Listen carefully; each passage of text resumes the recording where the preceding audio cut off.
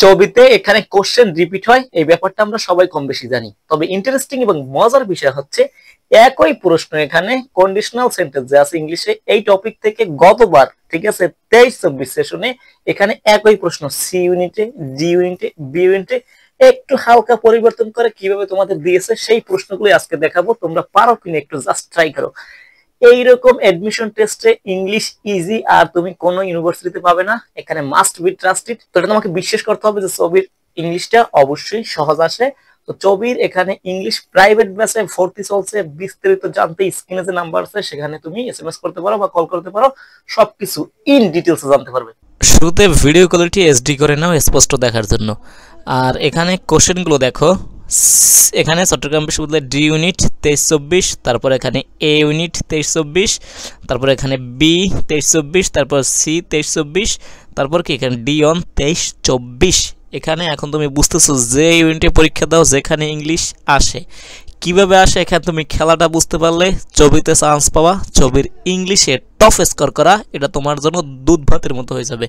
ঠিক আছে, চট্টগ্রাম বিশ্ববিদ্যালয় এডমিশন এখানে স্পেশাল এক্সাম ব্যাচ, এখানে তোমাদের ক্লিপস টোফেল এবং কোশ্চেন ব্যাংকের আলোকে পরীক্ষাগুলো নেওয়া হবে। বিস্তারিত জানতে স্ক্রিনে দেওয়া নাম্বারে যোগাযোগ করো। অনেকে এই নাম্বার এসএমএস দিয়ে শুধু সাজেশন চাচ্ছ। আমি যে বলেছি আমার ইংলিশ ব্যাচে ভর্তি হইলে এখানে বাংলা, তারপর এখানে আইকিউ, এগুলোর সাজেশন দিব সাধারণ জ্ঞানের, সেগুলো যা চাচ্ছ এটা যারা আমার ব্যাচে ভর্তি হবে প্রাইভেট ব্যাচে তাদেরকে দেওয়া হবে, এগুলো পেইড সার্ভিস।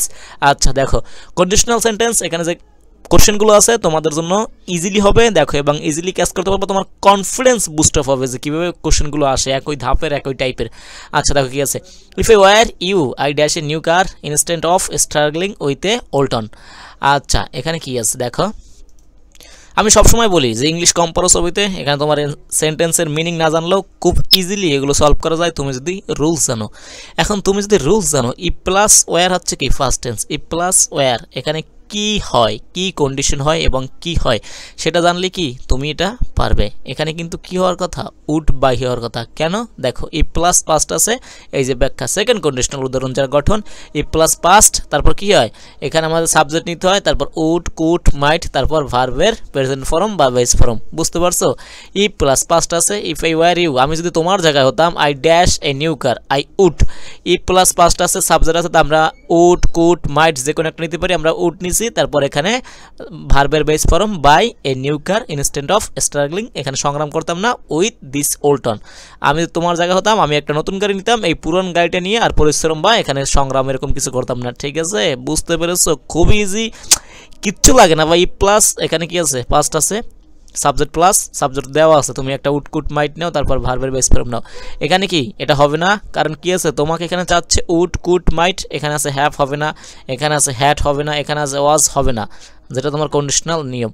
আচ্ছা 2 নম্বরটা কি আছে দেখো, if I hadn't studied hard, আমি যদি কঠোরভাবে না পড়তাম, বেশি করে যদি না পড়তাম, I dash the admission test. এখানে অর্থটা একটু বোঝার চেষ্টা করো, আমি যদি কঠোরভাবে না পড়তাম।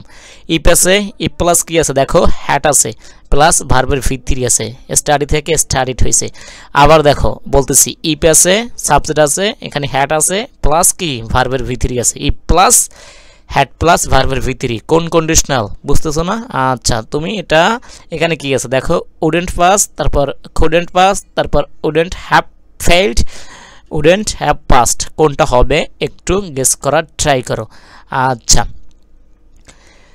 এটা হবে কি দেখো, if I hadn't studied hard, আমি যদি কঠোরভাবে বেশি করে যদি না পড়তাম, I wouldn't have passed the admission test, আমি কি এডমিশন বা ভর্তি পরীক্ষায় পাস করতে পারতাম না। অনেকে মেবি সি এবং ডি এর মধ্যে কনফিউজড, এখানে সি নাম্বারটা হবে না। কেন হবে না সেটা হচ্ছে অর্থের জন্য হবে না, আমি তোমাকে বলছি। তুমি যদি সি নাম্বারটা নাও, if I hadn't studied hard, তুমি যদি কঠোরভাবে না পড়তা, ইউ উডেন্ট হ্যাভ ফেইলড, তুমি ফেল করতে পারতো না। তুমি কঠোরভাবে পড়ছো কি ফেল করার জন্য? না, তুমি কঠোরভাবে করছো কি এখানে তুমি কি পাস করার জন্য। তো এটা হবে, if I hadn't studied hard I wouldn't have pass the admission test. এটা বাংলাটা হচ্ছে কি জানো, লাস্টেরটা নিলে ডি নাম্বারটা, আমি যদি কঠোরভাবে না পড়তাম কি আমি তাহলে এডমিশনে পাস করতে পারতাম না। আর সি নাম্বারটা নিলে এরকম হয়, আমি যদি কঠোরভাবে না পড়তাম তাহলে আমি ফেল করতে পারতাম না। এটা হচ্ছে না, ব্যাপারটা উল্টোপাল্টা হয়ে যাচ্ছে। ঠিক আছে, এখানে স্ট্রাকচার সেম আছে কিন্তু অর্থের দিক থেকে ডি নাম্বারটা কারেক্ট, আশা করি বুঝতে পেরেছো। আচ্ছা তোমরা কন্ডিশনাল সেন্টেন্সের এই তোমরা থার্ড কন্ডিশনাল যেটা সেটা একটু দেখে নাও। ই প্লাস পাস্ট পারফেক্ট, আর পাস্ট পারফেক্টের কি স্ট্রাকচার, ই প্লাস এখানে কি সাবজেক্ট থাকবে, একটা হ্যাড থাকবে, তারপর ভার্বের ভিতরে থাকবে আর কি, ঠিক আছে।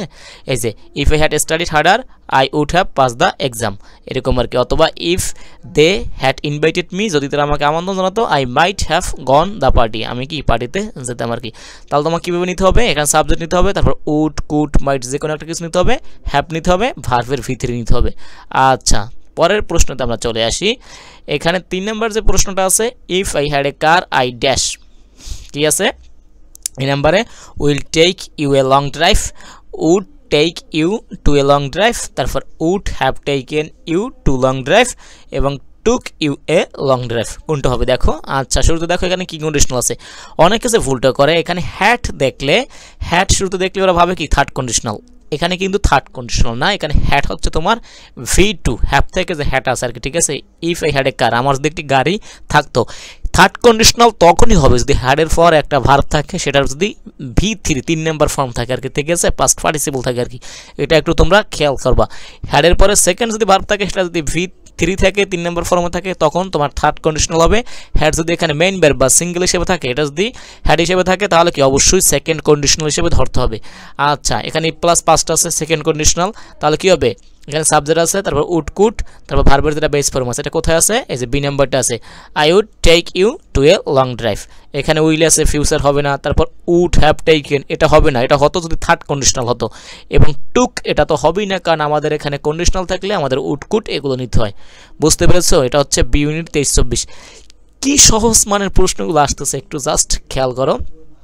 তারপর একটা 4 নাম্বারটা দেখো, 4 নাম্বারটা আর কি, এখানে তোমার 2 নাম্বারটা যে প্রশ্নটা আছে, এই যে সেম, একদম সেম একই প্রশ্ন, এটা আসছে ইউনিটে, এটা আসছে কি সি ইউনিটে, 23-24 সেশনে একই বছরে। তুমি চিন্তা করতে পারো, এখানে একটি আগে প্রশ্ন হচ্ছে, একটি কি পর পরীক্ষা হচ্ছে, লাইক যে এখানে যেটা আগে হয়েছে, সাপোজ সি ইউনিটের পরীক্ষা আগে হয়েছে, কেউ যদি সি ইউনিটের কোশ্চেনগুলো দেখে যেত, তাহলে সে বি ইউনিটে কমন পেত। এইভাবেই প্রশ্নগুলো আসে চট্টগ্রাম বিশ্ববিদ্যালয়ে। আচ্ছা দেখো, had and I work hard, আমি যদি কঠোরভাবে পরিশ্রম না করতাম, couldn't have succeed, couldn't succeed, wouldn't succeed, couldn't have succeed. আচ্ছা, কি কন্ডিশনাল আছে শুরুতে একটু বলার ট্রাই করো। হ্যাড আছে না, হ্যাড দিয়েও শুরু হতে পারে থার্ড কন্ডিশনাল, হ্যাড আছে, তারপর ভার্বের ভিতরি আছে, এটাও কি থার্ড কন্ডিশনাল একটা স্ট্রাকচারের নিয়ম, হ্যাড প্লাস ভিতরি, হ্যাড প্লাস ভিতরি। তোমাকে কি করতে হবে, সাবজেক্ট নিতে হবে, উড কুড মাইট হ্যাভ, তারপর ভার্বের ভিতরি নিতে হবে। তাই কোনটা আছে দেখো, এটাও হ্যাডেন্ট আই ওয়ার্ক হার্ড, আমি যদি কঠোরভাবে পরিশ্রম না করতাম, আই কুডেন্ট হ্যাভ সাকসিড, আমি সফল হতে পারতাম না। এখানে এ নাম্বারটা সঠিক। এখানে আমরা হ্যাড প্লাস ভার্বের ভিতরে আছে, আমরা সাবজেক্ট নিয়েছি, কুড নিয়েছি, তারপর হ্যাভ নিয়েছি, এখানে ভিতরে নিয়েছি। এখানে কুড আছে, তারপর হ্যাভ নাই, হবে না, এউড আছে, হ্যাভ নাই, হবে না, কুড আছে, হ্যাভ সাকসেস, এটা হবে না, কারণ সাকসিড হবে। বুঝতে পেরেছো, এই কারণে হবে না, এই নাম্বারটা সঠিক। এবং আজকের সর্বশেষ যে প্রশ্নটা আছে, if I had known it is going to be rain, আমি যদি এটা জানতাম বৃষ্টি হতে যাচ্ছে, কি conditional, third conditional, if plus had plus কি, এখানে ভিতরি আছে, থার্ড কন্ডিশনাল কি, আই উড হ্যাভ, তারপর উড হ্যাভ আছে, এখানে ব্রট অ্যান্ড আমব্রেলা, আমি একটি ছাতা নিতাম। এখানে হবে না, আই উড ব্রিং আছে, হবে না, আই উড হ্যাভ ব্রিং আছে, হবে না, আই উড বি ব্রিঙিং আছে, হবে না। এখানে থার্ড কন্ডিশনাল নিয়ম অনুসারে সাবজেক্ট নিয়েছি, উড হ্যাভ নিয়েছি, তারপর ব্রট, এখানে ভার্বের ভিতরে নিয়েছি অ্যান্ড আমব্রেলা। ঠিক আছে, আশা করি বুঝতে পেরেছো। সবের এডমিশন সংক্রান্ত যে কোনো প্রশ্নের জন্য নাম্বারে যোগাযোগ করো। Thank you all.